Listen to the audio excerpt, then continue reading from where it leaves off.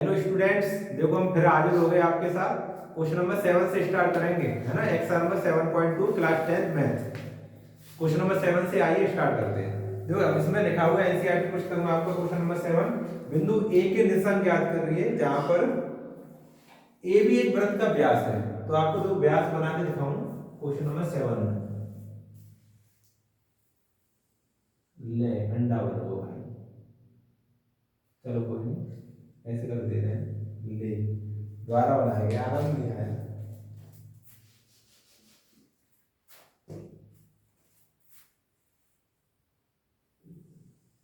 ये यार बोर्ड ही कुछ गड़बड़ है, इसलिए नहीं बनता। नहीं मैं यार गलत तो बना देता हूँ, बोर्ड में कुछ इधर उधर है। चलो कोई नहीं। ये व्यास होता है, ये सेंटर होता है। यहाँ पर सेंटर से जाती जो जीवा वो व्यास कहलाती है। ये भी कोई हमारा व्यास है, ये भी कोई व्यास है। ये हमारा सेंटर है। ये क्या है? सेंटर। आपको बताऊं व्यास का जो सेंटर होता है वो है, ये मध्य बिंदु है। ठीक है ना, ये मध्य बिंदु। अच्छा, तो इसमें देखो जिसका केंद्र 2,-3 यानी ओ के निर्देशांक दिए 2,-3, है ना। और बी के दिए 1,4, 1,4। ये ज्ञात कर, ये क्या है? ए का मान ज्ञात करना है, ठीक है। ए का मान ज्ञात करने के मानो तो x, y अपने आप आ जाएगा आंसर। ए को मान लिया x, y। देखो ए बी वृत्त का व्यास है, व्यास है, ठीक है, व्यास है। इसमें बी के निर्देशांक पता है, बी है ना। ए ज्ञात करना है, ये क्या ज्ञात करना है? माना ए के निर्देशांक, ए के निर्देशांक, ठीक है। वो क्या मान लिया हमने? ये पॉइंट मान लिया है x, y, x, y, ठीक है। और इसमें जो केंद्र है वो भी दिया है, केंद्र ओ के पॉइंट दिए 2,-3, ठीक है। और बी पॉइंट भी दिया है 1,4। ये सब कुछ दिया है, हम ये ज्ञात कर लिया। तो ओ मध्य बिंदु है रेखाखंड ए बी का, ये लिखना है आपको हिंदी में। यहाँ ओ मध्य बिंदु है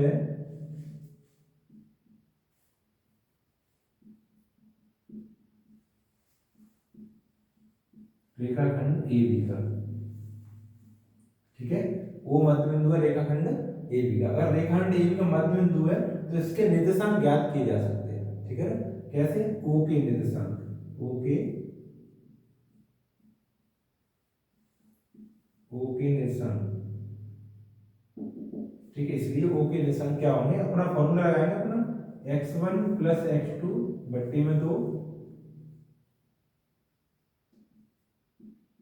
y1 + y2 बट्टे में 2। इस तरह से ये फॉर्मूला होता है, ठीक है। अच्छा, ये फॉर्मूला होता है। इसमें जो x1 y1 क्या होगा? ये तो मध्य बिंदु, तो x1 y1 ये x2 y2 है, इस तरह से मानते हैं, ठीक है। ये हमारा x1, ये y1, और ये x2 और ये y2, ठीक है। तो लगाते हैं, देखो x1 की वैल्यू x + x2 का मान 1 बट्टे में 2, y1 y + y2 4 बट्टे में 2। ये हमारे o के निर्देशांक आ गए। और आपको पता है o के निर्देशांक पता है 2,-3। तो x वाला पॉइंट इसके बराबर हो जाएगा 2 के, और इसको y वाला पॉइंट को इसके बराबर रखें, तो हमारा x y दोनों आ जाएंगे। दोनों आए तो a के निर्देशांक आ जाएगा, ठीक है। यहाँ ठीक है, चूंकि देखो x + 1 बट्टे में 2 = 2, 2 के नीचे 1 लगाओ, क्रॉस मल्टीप्लाई करो। क्रॉस मल्टीप्लाई करेंगे तो x + 1 बराबर 2 दूनी 4, 1 प्लस का उधर जाके माइनस का, यानी x बराबर 4 माइनस का 1, तो x बराबर कितना बचा? 3। ये x का पॉइंट आएगा। दूसरा देखो रखो, ये y + 4 बट्टे में 2 = कितना? माइनस का 3। तो -3 के नीचे 1 लगाओ, क्रॉस मल्टीप्लाई करो। क्रॉस मल्टीप्लाई करेंगे तो देखो y + 4 बराबर 3 दूनी 6, माइनस के 6, प्लस का 4 उधर जाएगा, ये भी माइनस का हो जाएगा, -6 माइनस के 4, y बराबर -10। देखो ये आ गया। ये x का मान 3, y का मान -10। अतः a के निर्देशांक, अतः यहाँ लिखेंगे नई लाइन से, अतः बिंदु a के निर्देशांक क्या होंगे? 3, -10। यही पूछा था। एक ही पॉइंट पूछे थे, एक्स का मान 3 है, वाई का मान -10 है, तो हम हमेशा एक्स पहले लिखते हैं और वाई का मान बाद में लिखते हैं, तो 3 को माइनस का 10 आंसर आ जाएगा। ठीक है, चलो ये क्वेश्चन नंबर हमारा 7 था। अगला नेक्स्ट क्वेश्चन देखते हैं, आप स्क्रीनशॉट लो इसका।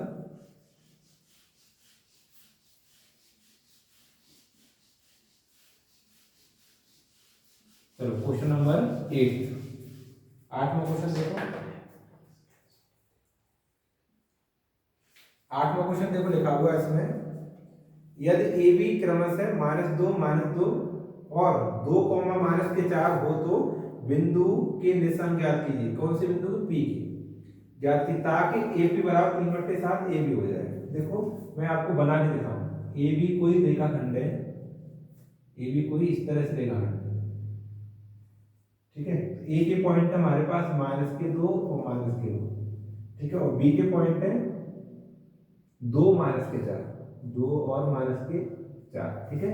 और जो P एक ऐसा पॉइंट है, यहाँ पर कोई बीच में P कोई ऐसा पॉइंट है जो कि ये दर्शा रहा है कि AP बराबर 3/7 AP बराबर 3/7 AB है, तो P के निर्देशांक ज्ञात करो। P का पॉइंट क्या होगा? P के पॉइंट तभी आएगा हमारे पास ये दोनों अंतःखंड आ जाए, यानी ये किस अनुपात में काट रहा है P पॉइंट AB को, ये पता चल जाए। तो इसके लिए ये जुगाड़ दिए थे, AB को इसके नीचे में भगा सकता हूँ ऐसे करके, यानी AP/AB इक्वल टू 3/7। अब यहाँ से सोचने विचार करने योग्य ये पॉइंट है। देखो पूरा AB जो रेखाखंड है उसकी वैल्यू 7 है, AB यहाँ तक AB की वैल्यू क्या है? 7, और AP ये 3 है, AP ये यहाँ से यहाँ तक इतना रेखाखंड क्या है? P है। तो बताओ इतना कितना बचा हुआ है इधर? देखो टोटल 7 है, उसमें से ये हिस्सा 3 है, 3 भाग है, टोटल 7 हिस्से, उसमें 3 हिस्से ही है, तो उधर वाले हिस्से कितने हैं? 4। तो ये अनुपात आ गया। बिंदु P रेखाखंड AB को 3:4 में विभाजित करेगा। अतः बिंदु P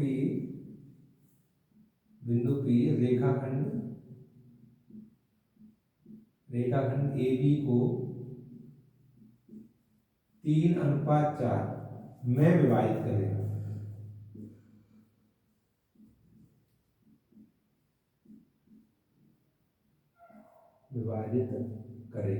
ठीक है, इसमें विभाजित करें 3:4, यानी M1 अनुपात M2, M1 अनुपात M2 3:4 हो गया, 3:4, M1 का मान 3 और M2 का मान 4, ठीक है। अच्छा x1 y1 देखो, x1 y1 तो चित्र बनाने के बाद तो कोई दिक्कत ही नहीं है, चित्र बनाने के बाद तुरंत समझ में आया था, जो एंड पॉइंट्स हैं वो x1 y1 x2 y2 होंगे। तो अब आप P के निर्देशांक ज्ञात कर सकते हैं, P के निर्देशांक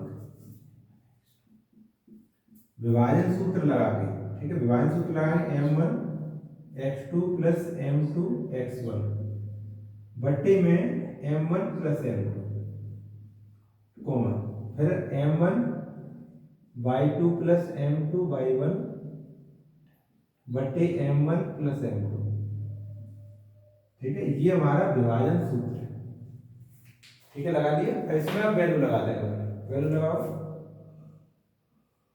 देखो M1 का मान 3 गुणा x2 का 2 प्लस M2 4 गुणा x1 -2, तो यहाँ पे -2 लगाए, माइनस आता है वहां पर तुम कोष्टक लगा लिया, क्योंकि चिन्ह बदल जाएगा ना उससे गुणा करेंगे, ठीक है। M1 फिर 3 गुणा y2 -4 देखो, प्लस M2 4 गुणा y1 -2 और बट्टे में 3 + 4, ठीक है। इतना आ गया समझ? आगे देखो, 3 दूनी 6 -4 दूनी 8 बट्टे 4 3 7, इधर देखो 4 की 12 माइनस की 12 और 4 दूनी 8 माइनस की 8 बट्टे में 7, ठीक है। इनको देखो 6 में से 8 जाएगा तो माइनस के 2 बचे और नीचे 7, इधर तो माइनस के 12 माइनस के 8 माइनस के 20 हो गए बट्टे 7, ये पॉइंट आ जाएगा। P के निर्देशांक आया -2/7 और -20/7, ये आंसर होगा आपका, ठीक है, -2/7 और -20/7। इस तरह से ये बना के ना बड़ा आनंद आ जाता है करने में, किया करो इस तरह से, ठीक है। चलो क्वेश्चन नंबर 9 करते हैं।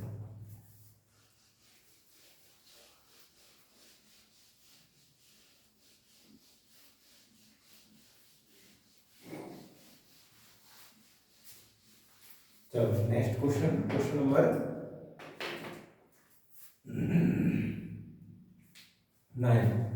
देखो 9 लिखा बिंदुओं ए -2 और बी 2,8 को जोड़ने वाले रेखाखंड ए बी के 4 बराबर भागों में विभाजित करने वाले बिंदुओं के निशान ज्ञात कीजिए। क्या बात है, ये देखो मैं रेखाखंड बना दिया ये इस तरह से, ए बी कोई रेखाखंड है ए और बी, इन दोनों के पॉइंट दिए हैं हमें, दोनों के क्या दिए -2 और 2, -2 और 2, ठीक है, और ये दिया 2 और 8, 2 और 8, ठीक है ना। तो देखो इसको बराबर 4 भागों में बांटना है, यानी 1 2 3, देखो 4 हिस्से हो गए, 1 2 3 4 बराबर हिस्से हो गए। हमने मान लिया इसको P Q R, ठीक है। बस देखो ए बी तो पता है, रेखाखंड के पॉइंट पता है, तो x1 y1, इसको x1 y1, इसको x2 y2 मान लो। हमें बस P के निशान ज्ञात करने, तो अनुपात किस अनुपात में बांटे, देखो 4 हिस्से हो गए, तो P से इधर लेफ्ट हैंड साइड में 1 हिस्सा है, उधर 3 हिस्से हैं, तो उधर 3 हिस्से होते हैं। P के निशान ज्ञात करेंगे तो m1 m2 का अनुपात 1:3 होगा, ठीक है, 1:3। और जब Q के ज्ञात करेंगे तो पहले समझा दूं तीनों को, Q के ज्ञात करें तो Q से इधर भी 2 है, इससे Q से उधर भी 2 है, इससे तो 2:2 लगा लेना। और 2:2 से और सरल चीज बताएं तो 2:2 तो है, इसको काट के 1:1 लगा लेना। अगर आप 1:1 लगाएंगे तो रियल आंसर हो जाएगा, क्योंकि अनुपात तो हमेशा कट जाता है, ठीक है। अच्छा अब R ज्ञात करेंगे तो फिर क्या करेंगे, R ज्ञात करेंगे तो R से जो लेफ्ट हैंड साइड में 3 हिस्से हैं और राइट हैंड साइड में 1 हिस्सा है, तो R के लिए अनुपात 3:1 लगेगा, 3:1। आगे बात समझ, इस तरह से लगा के हम इन तीनों पॉइंट को ज्ञात कर लेंगे। चलो करते हैं, पहला करते हैं P, P की निशान ज्ञात करते हैं, ठीक है। बिंदु P के लिए, बिंदु P के लिए क्या लिए, m1:m, देखो P से पहले 1 हिस्सा, P के बाद में 3 हिस्से, तो 1:3, ये हमारा m1:m2 आ गया, ठीक है। अच्छा तो P की निशान ज्ञात कर लो, अभी लगे आपको P के निर्देशांक ज्ञात करो, क्या विभाजन सूत्र लगा के m1 x2 plus m2 x1 बटे m1 प्लस m2, कोमा दूसरा देखो m1 y2 plus m2 y1 बटे m1 प्लस m2, ठीक है। ये है, इसको लगाओ, हमेशा ये वाला पॉइंट x1 y1 और ये x2 y2 इस तरह से मानते हैं, हर बार इसी तरह से मानते आ रहे हैं। लास्ट क्वेश्चन आगे लगभग, तो m1 का मान 1 गुणा x2 2 प्लस m2 3 और x1 -2 बटे 1 प्लस 3, m1 1 m2 3। अब मैं m1 फिर 1 y2 8 प्लस m2 3 गुणा y1 2 बटे 1 प्लस 3, ठीक है। चलो आगे, 2 एकम 2 और 3 दूनी 6 माइनस का 6 बटे 3 1 4, 8 एकम 8 प्लस 3 दूनी 6 बटे में 4।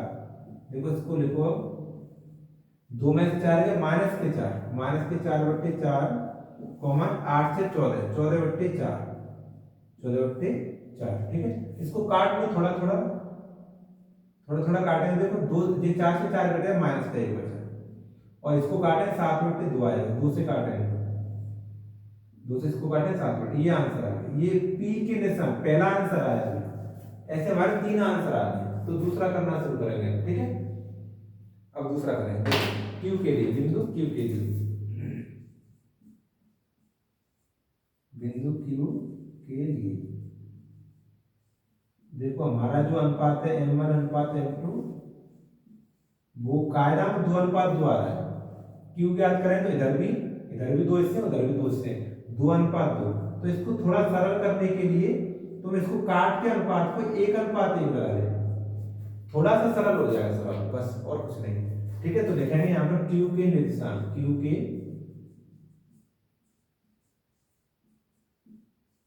निर्देशांक। ठीक है, चलो देखो इसमें थोड़ा इंक डाल दो। हाँ, जब क्यू के निर्देशांक अपना विभाजन वाला सूत्र लगा दो, मैं फॉर्मूला या फिर लगा दो, वैल्यू लगा दो।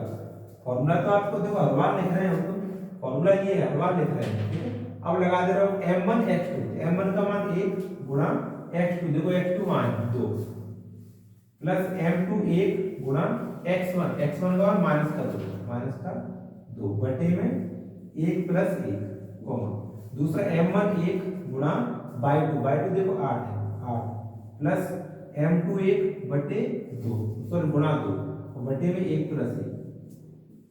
ठीक है, इसको कैलकुलेशन करना है थोड़ा, तो ये 2 एकम 2 धन का और ऋण का 2 एकम 2 बटे में 2, इधर देखो 8 एकम 8 प्लस के 2 एकम 2 बटे में 2। तो गौर से देखो 2 में 2 में 0 बचा, 2 में 2 में 0, तो ये तो पॉइंट 0 हो गया पूरा। 8 तो 10 हो गया, 10 में 2 से भाग करें 5, यानी 0,5 हमारा पॉइंट है 0,5। ये आंसर हमारा दूसरा क्यू वाला पॉइंट, ये हमारा क्यू वाला पॉइंट आ गया। ठीक है, ये आसान था, इसमें फॉर्मूला नहीं लगा इसलिए लाइन कम हो गई। फॉर्मूला लिखते हैं तो एक लाइन और गिर जाती है बस, वैसे कायदा में आपको हर वक्त फॉर्मूला लिखना चाहिए। ठीक है, तो ये 2 पॉइंटों में हटा दो, अब आर ज्ञात कर दूंगा, उधर लिखना पड़ेगा बेकार में, तो जगह इसको हटा देते हैं ना, स्क्रीनशॉट ले लो आप इनके दोनों के। हाँ, इसको पी को और क्यू को दोनों को उठा के आर हल कराएंगे।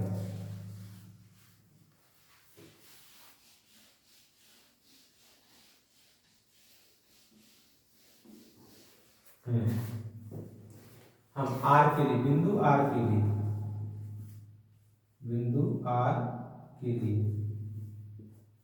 आर के लिए हम जब ज्ञात कर रहे हैं तो हमारा m1 अनुपात m2 होगा, वो क्या होगा देखो, आर इधर है, यहाँ पर 3 हिस्से इधर है, 1 हिस्सा इधर है, तो यहाँ 3:1 हो जाएगा, 3:1 हो जाएगा। ठीक है, अब आर के निर्देशांक लिख लेना, आर के निर्देशांक।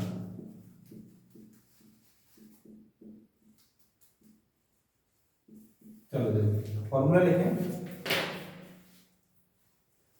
चलो लिख दे रहा हूं formula, m1 x2 plus m2 x1 बटे m1 प्लस m2। ठीक है, कॉमा, दूसरा देखो m1 y2 plus m2 y1 बटे m1 प्लस m2। ये इस तरह से फॉर्मूले। ठीक है, इसमें लगाएंगे m1 का मान कितना है 3 गुणा x2 2 प्लस m2 1 गुणा x1 माइनस का 2 बटे में 3 प्लस 1 कॉमा, जब m1 फिर अपना m1 आ गया 3 गुणा y2 8 प्लस m2 1 गुणा ये 2 बटे में 3 प्लस 1। ठीक है, लगाओ, 3 दूनी 6 माइनस 2 एकम 2 बटे में 4, इधर 8 की 24 और 2 एकम 2 बटे में 4। ठीक है, इसे देखो 6 में 2 में 4, 4 बटे 4 कॉमा 24 2 26, 26 बटे 4। ठीक है, काट दो इसको, काटने के बाद आंसर आ जाएगा, 4 से 4 बिल्कुल हट जाएगा, 1 आ जाएगा, और ये 2 से काटे 13 बार, 2 से काटे 2 बार है, 13 बटे 2, ये हमारा आर के निर्देशांक आ जाएगा। ठीक है, इस तरह से आंसर आ जाएगा। बताओ कोई समस्या यहाँ तक? कोई समस्या नहीं होगी, फिर भी समस्या तो बता दें। क्वेश्चन नंबर लास्ट रहेगा 10वां, उसे और करते हैं। ठीक, चलो उठा दूंगा इसको, ये पूरा कंप्लीट हो गया, पी भी याद कर लिया, क्यू और आर तीनों पॉइंट याद कर लिया। ठीक है,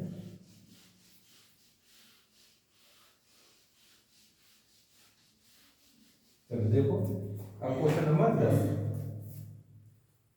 10वां क्वेश्चन। ठीक, 10वां क्वेश्चन देखो लिखा हुआ है, एक समचतुर्भुज का क्षेत्रफल ज्ञात करना है जिसके शीर्ष इस क्रम में दिए गए हैं। मैं समचतुर्भुज यहां बना दे रहा हूं, समचतुर्भुज रोम्बस कहते हैं इसे इंग्लिश में, ए बी सी डी। इसकी सभी भुजाएं बराबर होती हैं, लेकिन कोण 90 डिग्री नहीं होता है। अगर कोण 90 डिग्री हो जाता तो ये वर्ग हो जाता, और इसमें कोण 90 डिग्री नहीं, इसीलिए समचतुर्भुज है। ठीक है, और कोई कारण नहीं इसका समचतुर्भुज बनने का। इसका मैं क्षेत्रफल ज्ञात करना है, तो यहाँ पर मैं लिखता हूँ ABCD एक समचतुर्भुज है, एक चतुर्भुज है। ठीक है, इसकी देखो ए की पॉइंट दिए हमें 3,0 और बी दिया है हमें 4,5 और सी दिया है हमें 1,-1,4 तथा डी दिया है -2,-1 दिख रहा होगा। मैं दोबारा मिला दूं निर्देशांक को इनको 3,0 4,5 -1 4 और -2 -1 सही। तो हमें इसका क्षेत्रफल ज्ञात करना है। तो पहले तो हमें पता होना चाहिए इसका जो एरिया होता है वो 1/2 विकर्णों का गुणनफल होता है, विकर्णों का गुणनफल, दोनों विकर्णों का गुणनफल, विकर्णों का गुणनफल, ये इसका फॉर्मूला होता है क्षेत्रफल का। अब आपको बताया कि विकर्ण ज्ञात करने पड़े। हमारा पहला विकर्ण AC है और दूसरा विकर्ण BD है। तो हमारा फॉर्मूला होगा इसका 1/2 AC गुणा BD, AC गुणा BD होगा। ठीक है, इस तरह से होगा। तो पहले AC ज्ञात करना पड़ेगा, AC। तो देखो दूरी ज्ञात करनी है, दूरी यानी दूरी वाला फॉर्मूला लगाना। AC में हम क्या लगाएंगे, दूरी वाला फॉर्मूला लगाएंगे इस तरह से x1 x2 का whole square plus y1 plus y2 का होल स्क्वायर। ठीक है, अब देखो AC ज्ञात कर रहे हैं तो A के पॉइंट को तो हम x1 y1 माने, ठीक है, और C के पॉइंट को x2 y2 माने।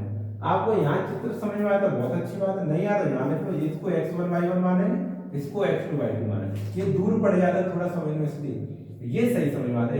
इस तरह दूरी याद करें, दोनों को मान लें। ठीक है, तो यहाँ देखो वैल्यू लगाएंगे इसमें अंडर रूट में x1 की वैल्यू 3 -x2 -1 देखो माइनस का 1 माइनस में प्लस का 1 हो जाएगा, प्लस y1 0 और ये माइनस का 4। अब देखो लिखा हुआ है 3 1 4 4 का स्क्वायर और प्लस 4 4 का स्क्वायर। तो 4 4 कितना होगा 16 16 16 प्लस 16 है ना, 16 16 कितना हो गया AC बराबर 32 अंडर रूट 32। 32 को आप निकालना जानते हैं, 4√2 निकल आएगा, 4√2 इकाई। ठीक है, ये हमारा AC आ गया। अब BD याद करें, अब क्या करेंगे BD। तो BD वाला फिर वैसा ही फॉर्मूला लगा लेंगे अपना, दूरी वाला x1 x2 का whole square plus y1 y2 का होल स्क्वायर। ठीक है, इस तरह से इसमें देखो वैल्यू लगाए तो BD याद करें, B के पॉइंट को x1 y1 B के पॉइंट को D के पॉइंट को x2 y2 y2। ठीक है, लगाओ। देखो x1 की वैल्यू कितनी है, देखो 4, यहाँ पर 4 लगाएंगे, माइनस x2 का मान माइनस का 2, माइनस का 2 और ये माइनस प्लस का 2 हो जाएगा इसका उसके, प्लस y1 का मान 5 और माइनस y2 -1 प्लस का 1 हो जाएगा इसका उसके। ठीक है, इसको थोड़ा कैलकुलेशन करते हैं इसकी, 4 2 6 6 का स्क्वायर प्लस 5 1 6 का स्क्वायर, 6 का स्क्वायर में 36 हो गए और प्लस 6 का स्क्वायर 36 हो गए, 36 36 कितना हो गया 72। तो 72 का निकालेंगे तो 6√2 निकल आएगा इकाई। लाओ एक निकाल के दिखा देता हूँ, घबरा रहे होंगे 32 का हमने 4√2 कैसे लिख लिया और 72 का 6√2 क्यों लिख रहे हैं, है ना। तो मैं 72 का अंडर रूट निकाल के दिखाता हूँ। देखो ऐसे निकाल लेंगे, 2 से भाग करें तो 36 बार जाएगा, फिर 2 से करें तो 18 बार जाएगा, फिर 2 से करें तो 9 बार जाएगा और 9 में 3 से करना पड़ेगा, 3 तरह कर लो, फिर 3 से 1 बार। देखो 2 का एक जोड़ा बन गया है ना और 3 का एक जोड़ा बन, ये बेचारा निकम्मा रह गया 2, है ना। तो जोड़े में से एक लिख लेते हैं, 2 के जोड़े से लिख लिया और 3 के जोड़े में से एक लिख लिया, जे निकला नहीं उसको अंदर रखते हैं अंडर में, जिसका जोड़ा नहीं बना है उसको अंदर रखते हैं अंडर में। तो 2 3 6 6√2 आ जाएगा, 6√2। इस तरह से मैंने ये 6√2 लिख लिया।